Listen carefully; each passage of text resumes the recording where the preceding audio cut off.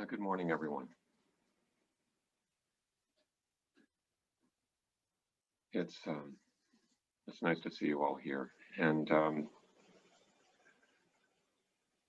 it's a good day to not have to drive anywhere, so that we can meet in this way.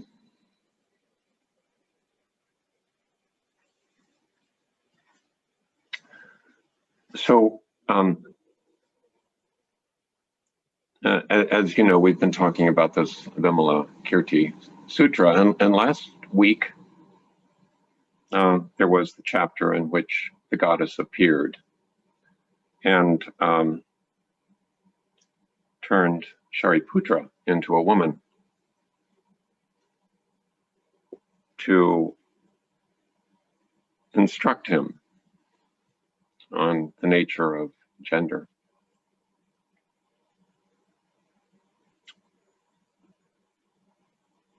And to encourage him not to get stuck on that concept. So this next chapter, the author or authors of this sutra continue to shock us in a discussion of the Buddha way.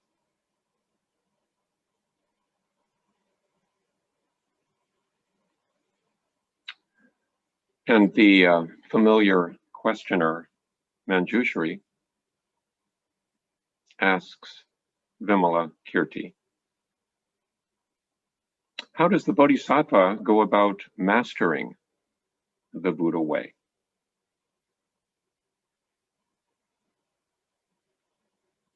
How does the Bodhisattva go about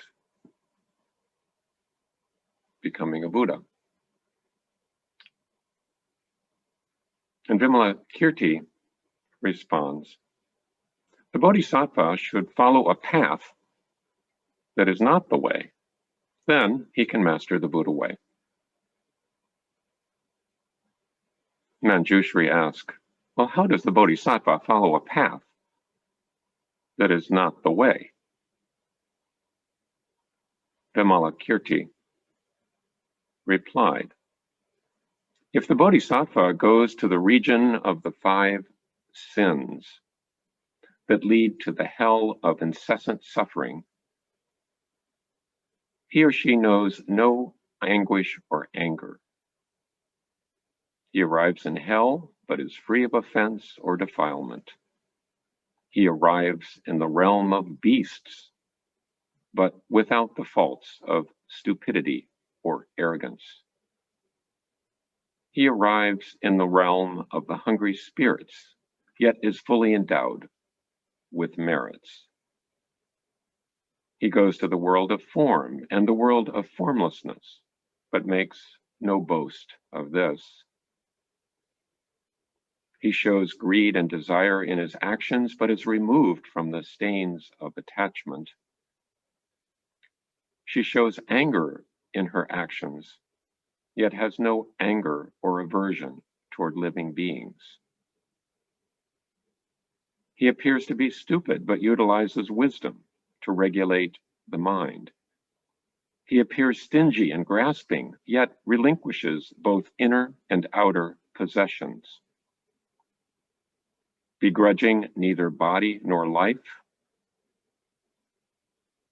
he appears to break the commandments, but in fact resides secure in the pure precepts, and even then remains fearful of committing the smallest fault. She seems angry and irascible, yet is at all times compassionate and forbearing. He seems indolent and lazy, yet works diligently to acquire merit. He seems disordered in thought, yet constantly practices meditation. He seems stupid, yet has mastered both worldly and otherworldly wisdom.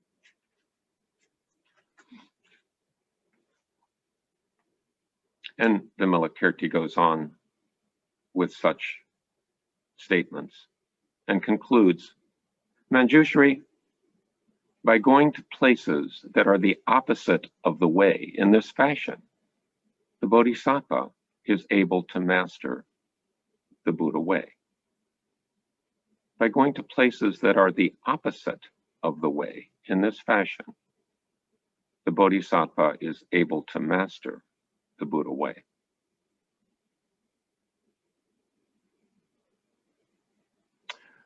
Vimalakirti then asks Manjushri. So Vimalakirti becomes the questioner. What may act as the seeds of the thus come one of the Buddha? What may act as the seeds of the Buddha? Manjushri says, the body is the seed. Ignorance and partiality are the seeds. Greed, anger, stupidity are the seeds. The 4 topsy-turvy views are the seeds. The 5 obscurations or hindrances are the seeds. The 6 sense media are the seeds. The 7 abodes of consciousness are the seeds. The 8 errors are the seeds. The 9 sources of anxiety are the seeds. The 10 evil actions are the seeds. To sum it up, the 62 erroneous views and all the different kinds of earthly desires are all the seeds of the Buddha.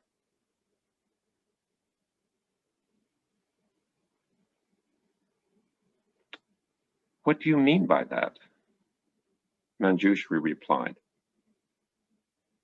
the lotus does not grow on the upland plain. The lotus grows in the mud and mire of a damp, low-lying place. It is only when living beings are in the midst of the mire of earthly desires that they turn to the Dharma.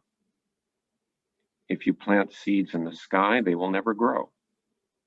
Only when you plant them in the well-manured soil can they sprout and flourish. One who entertains egoistic views as huge as Mount Sumeru can still set his mind on the attainment of complete, unsurpassed awakening. From this, you should understand that all various earthly desires are the seeds of the Buddha. If you do not descend into the vast ocean, you can never acquire a priceless pearl. In the same way, if you do not enter the great sea of earthly desires, you can never acquire the treasure of comprehensive wisdom.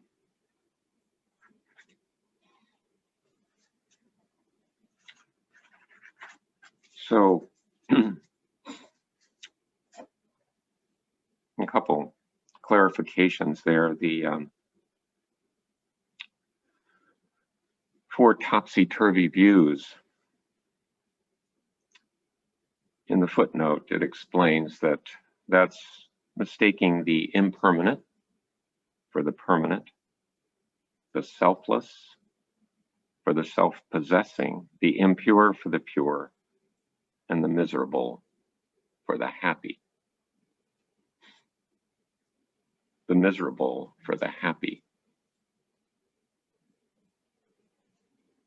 Sounds odd, but I think it's more common than we sometimes appreciate. That's sort of this giddy excitement of somebody who wins the lottery or the day trader that whose stock goes up.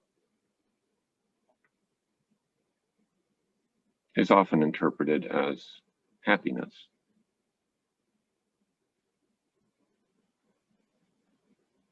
But looking beneath the surface, it's much more complicated.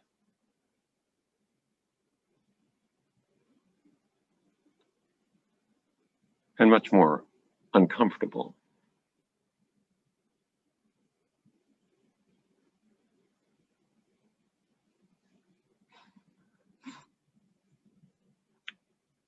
So one message here seems to be that the Buddha way really starts with dukkha, with being in places that are painful. And that, in fact, is similar to the Buddha's presentation of the Four Noble Truths. That appreciation of distress, of misery in life, is a starting point.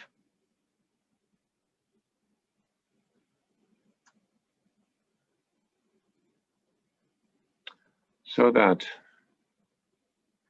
sorrow, lamentation, pain, distress, and despair,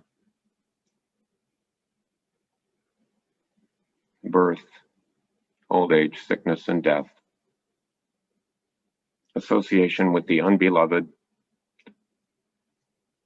separation from the beloved, not getting what you want,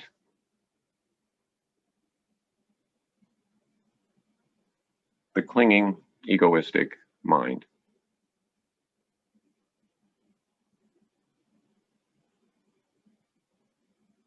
Recognizing that is a starting point.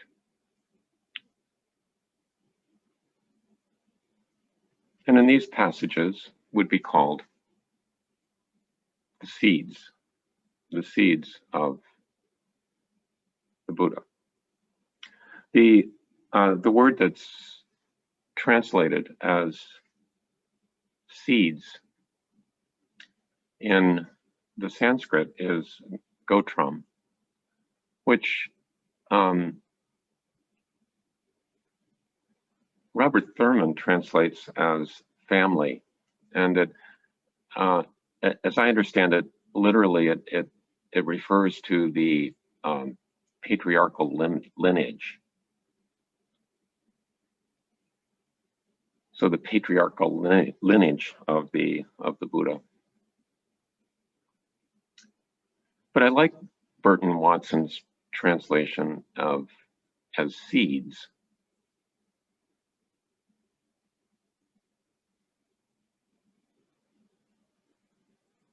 Because seeds are something that are necessary but not sufficient for the plant to grow.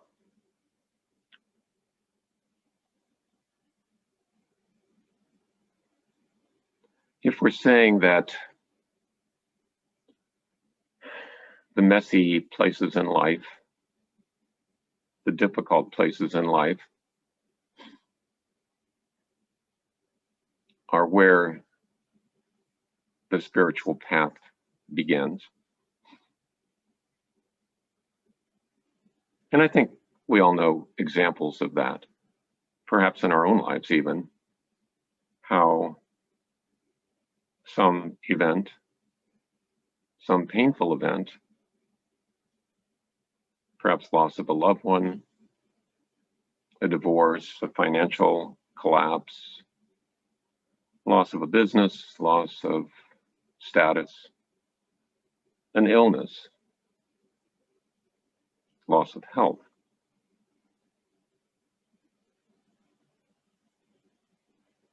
proved a motivation, aroused the aspiration for spiritual practice.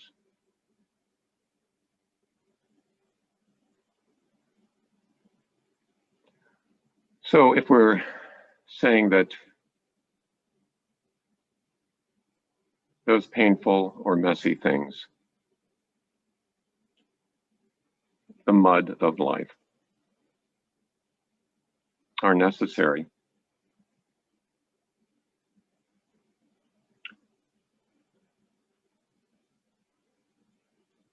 are the seed is necessary but not sufficient.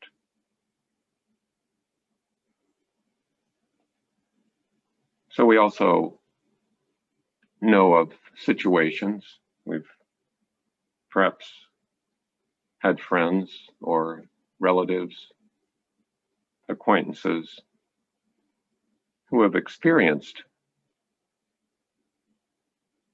the difficult traumas in life,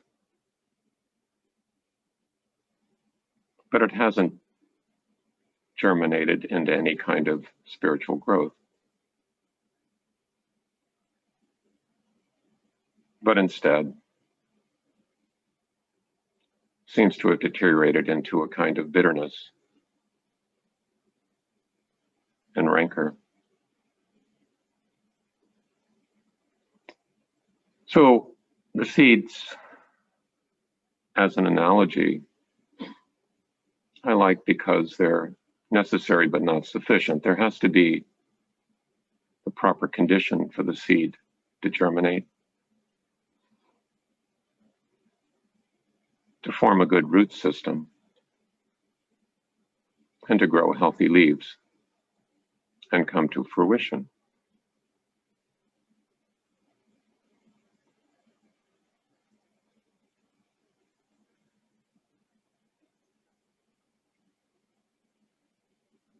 So maybe it's being exposed to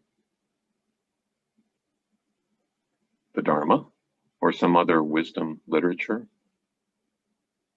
or having good,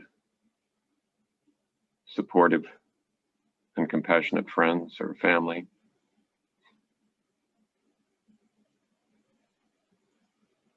Or just being lucky in one's temperament.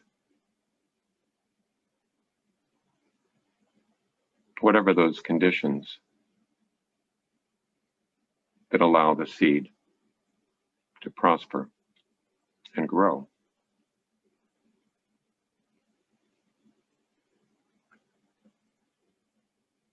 So all this may be true, but I periodically get these sort of throwaway magazines about OBGYN. And there was an article about by a young faculty person at some university addressing the emotional issues related to stillbirth.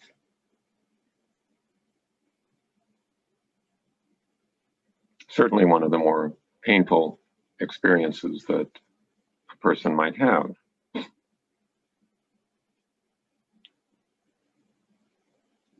And she was recommending avoiding comments along the lines of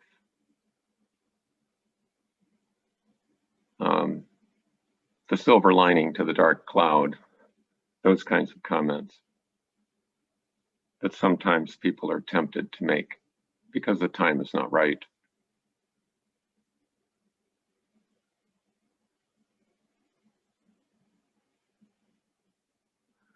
A person may not be ready to hear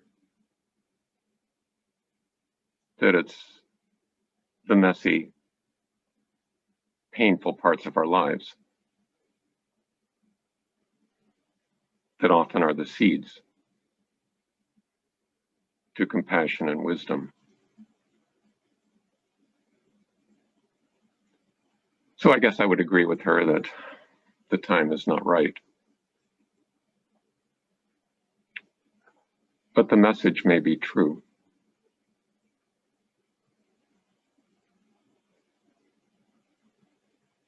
That it's a very difficulty in our lives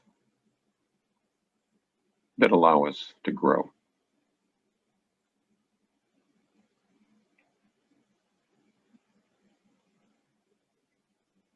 So I think I'll stop there, and I guess with just that conundrum of the Bodhisattva should follow a path that is not the way, then he can master the Buddha way. How does the Bodhisattva follow a path that is not the way? I would suggest that it's not necessary for us to seek out greater drama, difficulty, and pain. That life provides all of us in various ways with more than enough. But it does make a difference how one uses those experiences, what one ultimately makes of them.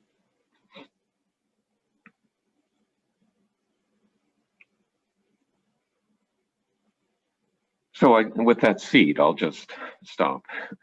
And we can break up into smaller groups and reconvene in a few minutes, about 10 or 12 or thereabouts.